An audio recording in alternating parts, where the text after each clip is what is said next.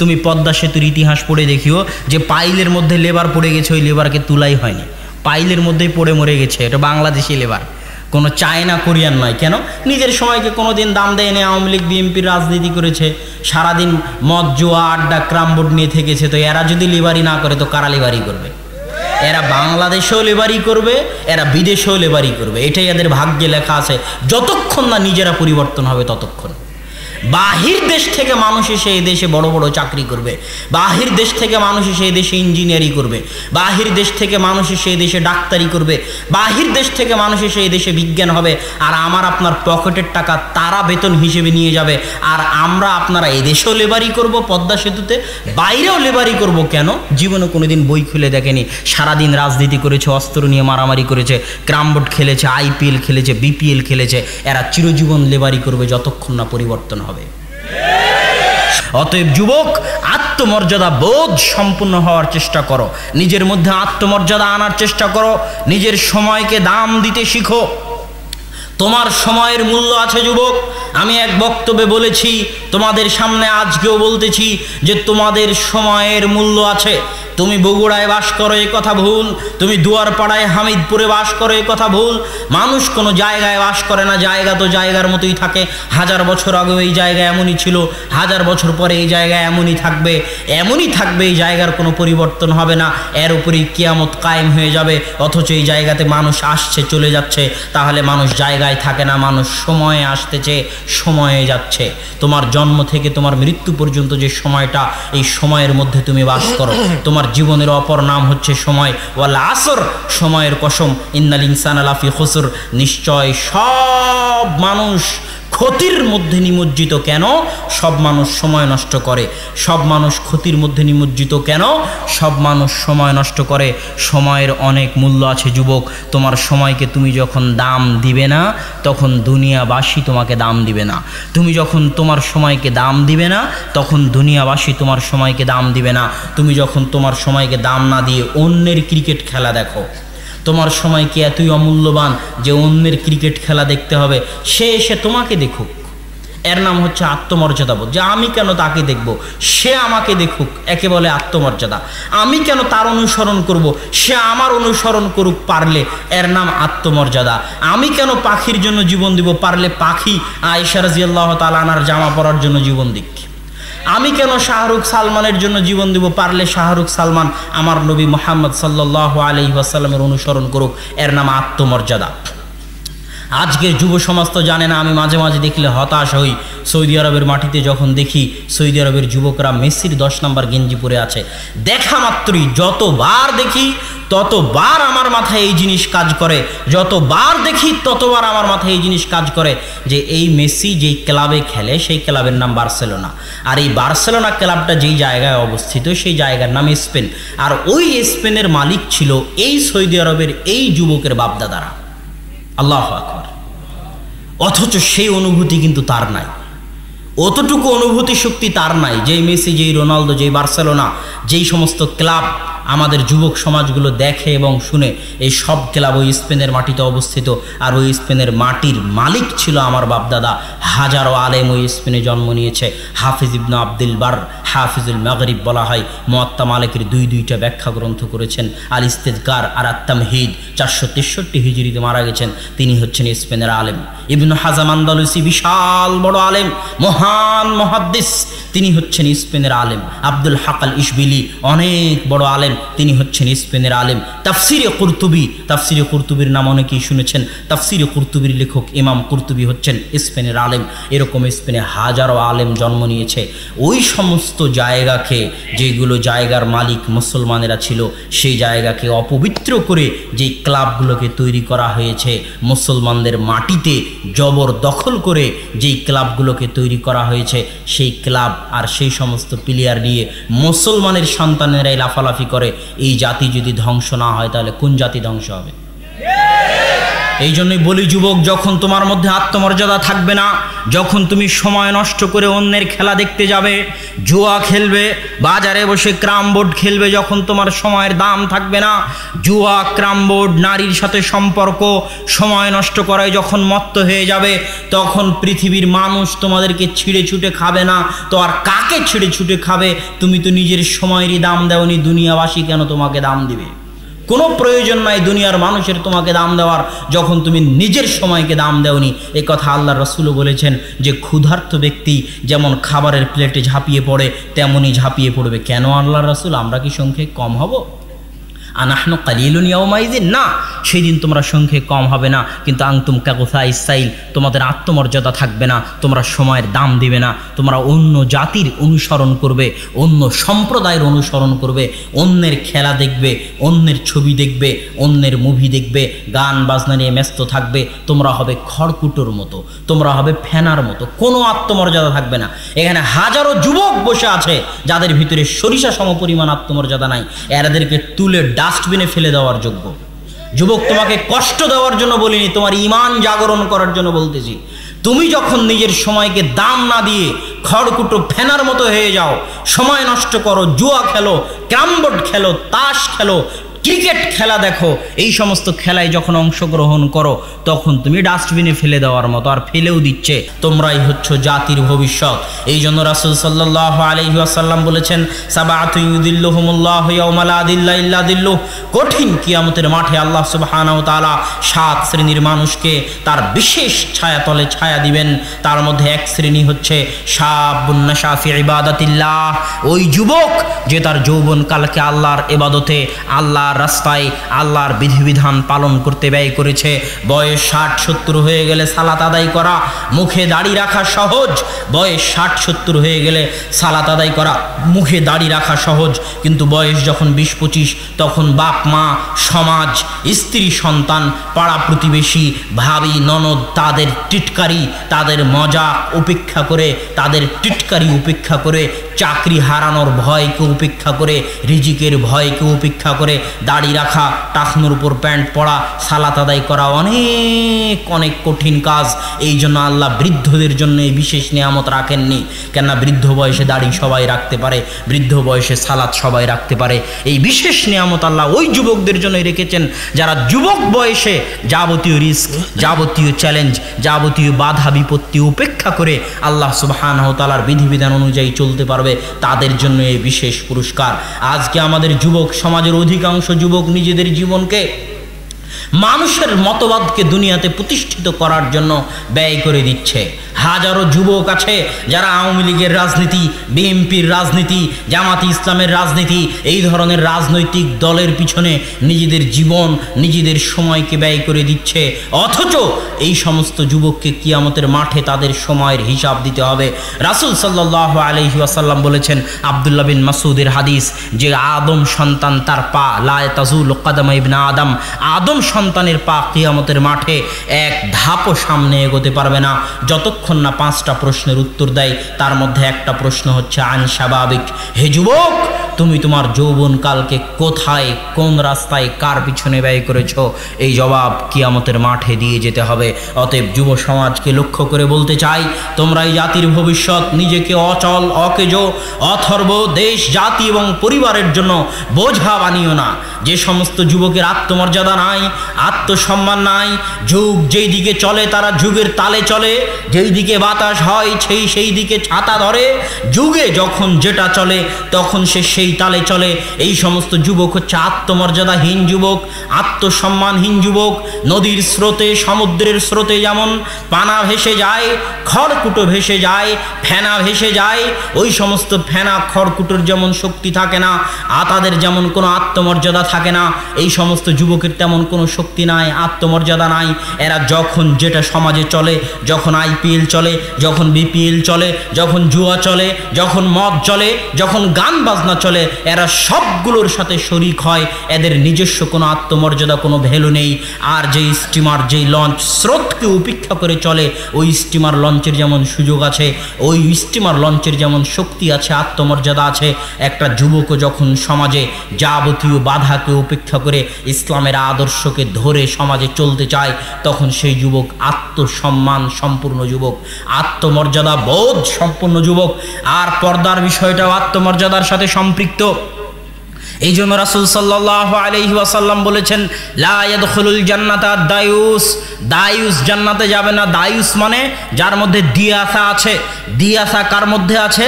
দিয়াসা আছে শুকুরের মধ্যে। আল্লাহ রাসূল বলতেছেন দায়ুস জান্নাতে যাবে না, মানে দায়ুস মানে যার মধ্যে দিয়াসা আছে তাকে বলা হয় দায়ুস। দিয়াসা কার মধ্যে আছে? শুকুরের মধ্যে আছে।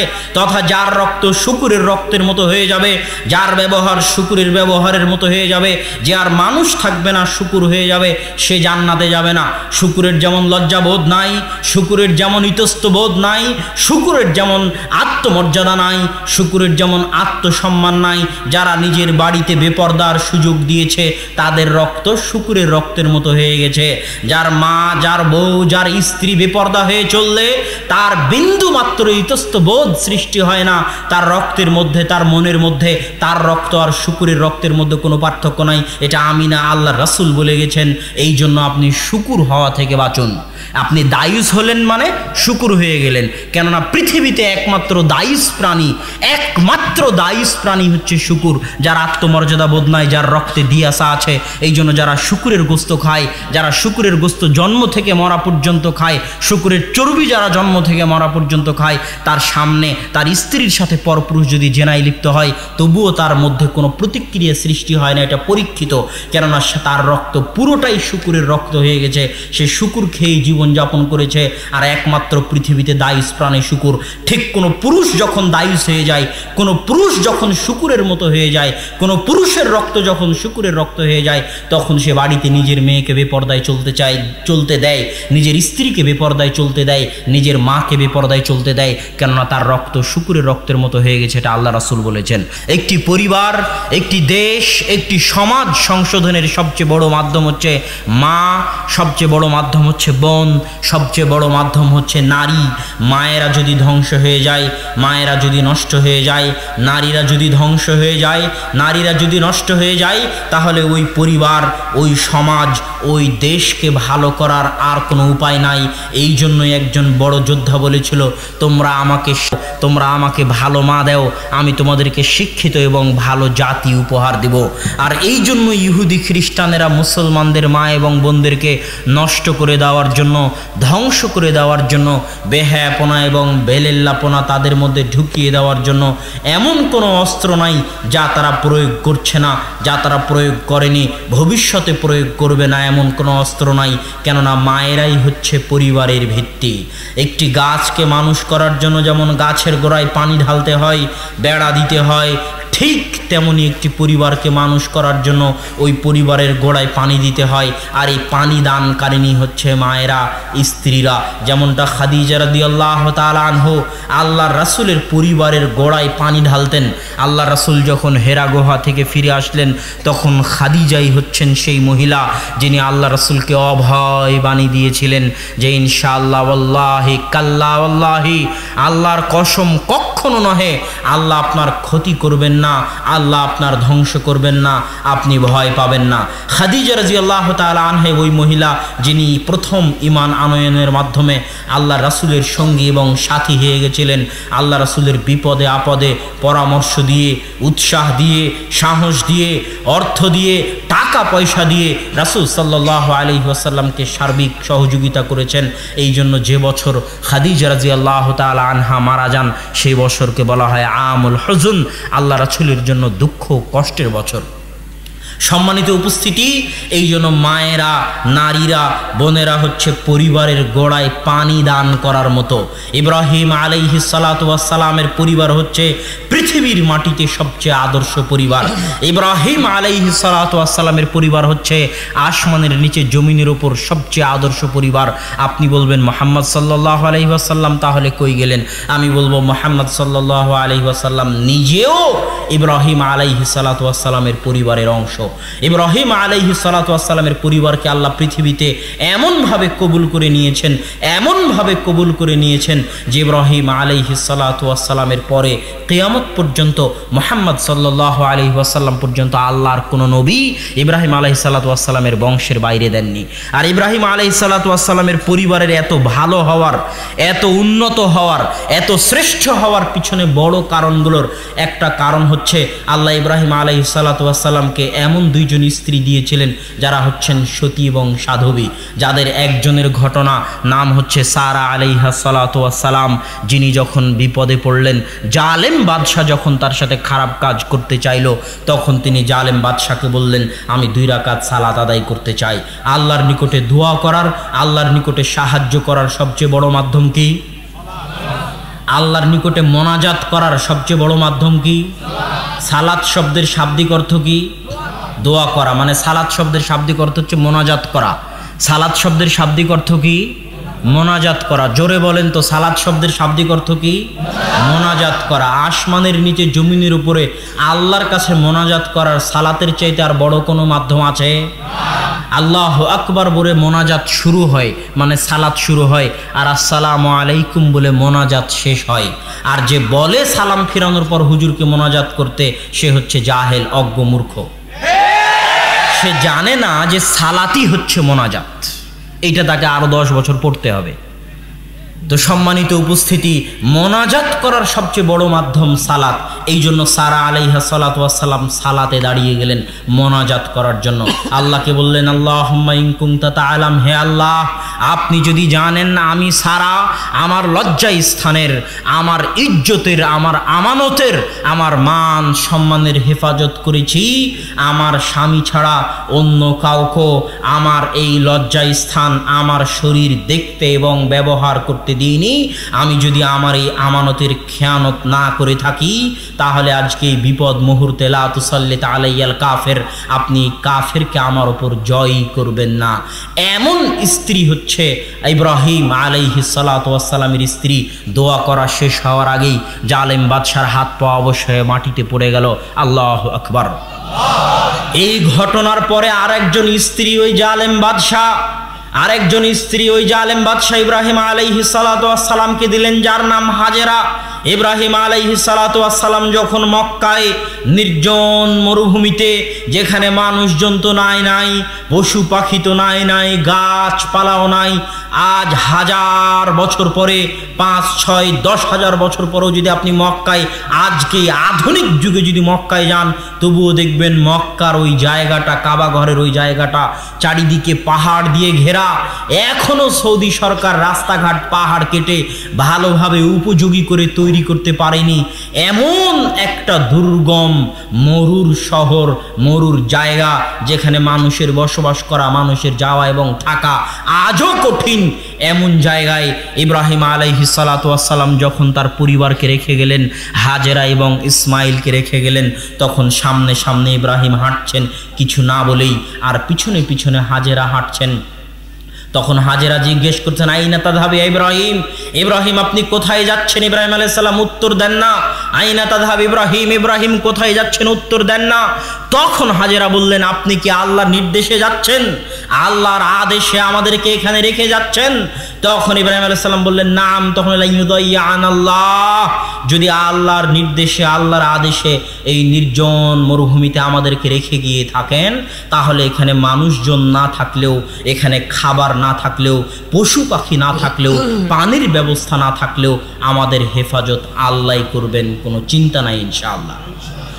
কতটা মজবুত ইমানের অধিকারী, কতটা আল্লাহর উপর ভরসাকারিনী মহিলা হলে এমন নির্জন পরিবেশে, মহিলা মানুষ, কোনো পুরুষ মানুষ নয়, তিনি একজন মহিলা মানুষ। আল্লাহু আকবার।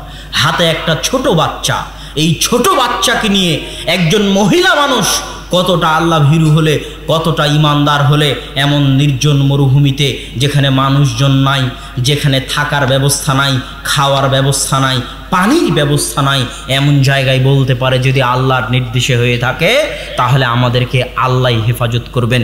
তিনি যখন পানির সন্ধানে সাফা মারোয়ায় দৌড়ালেন 7 বার, তো এমন একজন পরহেজগার মহিলার সাফা মারোয়ায় 7 বার দৌড়ানোকে আল্লাহ কোরআনে বলছেন ইন্নাস সাফা ওয়াল মারওয়াতা মিন শাআইরিল্লাহ। ওই যে হাজেরা সাফা মারোয়ায় তার সন্তানের জন্য দৌড়িয়েছিল, আমি হাজেরার এই দৌড়ানোটাকে কিয়ামত পর্যন্ত নিদর্শন বানিয়ে দিলাম। আল্লাহু আকবার। ওই জায়গাতেই পৃথিবীর সর্বশ্রেষ্ঠ মানুষ মুহাম্মদ সাল্লাল্লাহু আলাইহি ওয়াসাল্লাম দৌড়িয়েছেন। আজও এখনো হাজার মানুষ সেখানে দৌড়াচ্ছে। এই জন্য বললাম ইব্রাহিম আলাইহিস সালাতু ওয়াস সালামের পরিবার হচ্ছেন পৃথিবীতে সর্বশ্রেষ্ঠ পরিবার। ইসলামের বহু হুকুম আহকাম ইব্রাহিম আলাইহিস সালাম এবং তার পরিবারের সাথে সম্পৃক্ত। পুরো হজটাই, পুরো কাবাঘরটাই আমাদের পুরো কেবলা। আমরা যে 5 ওয়াক্ত সালাত আদায় করি যেই কেবলার দিকে মুখোমুখি হয়ে, সেই কাবাঘর থেকে শুরু করে পুরো হজ থেকে শুরু করে কুরবানি থেকে শুরু করে মুসলমানি করা থেকে শুরু করে সব কিছুই ইব্রাহিম আলাইহিস সালাতু ওয়াস সালাম এবং তার বংশধরদের সাথে ঘটে যাওয়া ঘটনাগুলোর স্মৃতিচারণ স্বরূপ আল্লাহ সুবহানাহু তাআলা ইসলামের বিধিবিধান স্বরূপ বানিয়ে দিয়েছেন।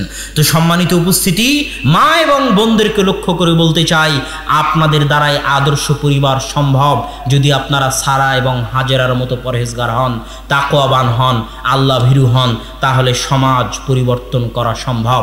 এই ধরনের আল্লাহর প্রতি বিশ্বাসী, আল্লাহর প্রতি ভরসাকারী এবং আল্লাহ সুবহানাহু তাআলার বিধিবিধান পালনকারী, বেহায়াপনা বেলেল্লাপনা থেকে মুক্ত থাকা। সারা যেমন নিজের ইজ্জতের হেফাজত করেছেন, আপনি যদি আপনার ইজ্জতের হেফাজত করতে পারেন, হাজেরা যেমন আল্লাহর ওপর ভরসা করেছেন, আপনি যদি তেমন আল্লাহর ওপর ভরসা করতে পারেন, তাহলে সারার দোয়া যেমন আল্লাহ সাথে সাথে শুনেছে, আজও পৃথিবীতে যদি এমন মা আপনারা হতে পারেন যারা কোনোদিন পর পুরুষের সাথে অবৈধ সম্পর্কে লিপ্ত হননি, আপনার কণ্ঠ কোনোদিন পর পুরুষ শোনেনি, আপনার সাথে কোনোদিন পর পুরুষ প্রেমালাপ করতে পারেনি, তাহলে আপনার মুখ দিয়ে বের হওয়া দোয়া যেমন সারার মুখ দিয়ে বের হওয়া দোয়া আল্লাহ সাথে সাথে কবুল করেছেন, আপনার মুখ দিয়ে বের হওয়া দোয়াও আল্লাহ সাথে সাথে কবুল করবেন ইনশাআল্লাহ। এই জন্যই আমি যুবকদেরকে বলি, যুবক তুমি প্রেম করে কেন বিবাহ করতে গেলে, তুমি অবৈধ সম্পর্ক করে কেন বিবাহ করতে গেলে, যুবক এমন মেয়েকে বিবাহ করো যেই মেয়ে কমসে কম দোয়া করলে আল্লাহর দরবারে কবুল হওয়ার সম্ভাবনা থাকবে। আর এই ধরনের অপবিত্র যে বিবাহের পূর্বেই তোমার সাথে প্রেমে লিপ্ত হয়েছে, সে বিবাহের পরেও আরেকজনের সাথে প্রেমে লিপ্ত হবে, এদের দোয়া আল্লাহ কবুল করবে না। তোমার সন্তানের জন্য দোয়া করার মতো স্ত্রী যদি তুমি বাছাই না করতে পারো, তোমার সন্তান যখন বিপদে পড়বে তখন জায়নামাজ বিছিয়ে আল্লাহর দরবারে হাত পেতে কান্দাকাটি করার মতো স্ত্রী যদি বাছাই না করতে পারো, তাহলে যুবক তোমার জীবনের 16 আনাই বৃথা, তোমার জীবনের পুরোটাই মিছে। অতএব নিজে পবিত্র থেকে পবিত্র স্ত্রীর অনুসন্ধান করো, যার সাথে প্রেম থাক, তওবা করে ফিরে আসো এবং পবিত্র পরহেজগার মেয়ে বাছাই করো, যাতে কমসে কম জায়নামাজ বিছিয়ে আল্লাহর দরবারে হাত পেতে 2 রাকাত সালাত আদায় করে তোমার সন্তানের জন্য, তোমার জন্য আল্লাহর দরবারে দোয়া করতে পারে। এমন মা, এমন স্ত্রী যদি পরিবারে না থাকে, তাহলে সেই পরিবার মাঠে মারা গেছে।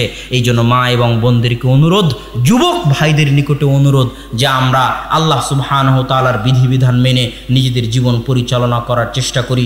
আল্লাহ আমাদের তৌফিক দান করুক। আল্লাহুম্মা আমিন।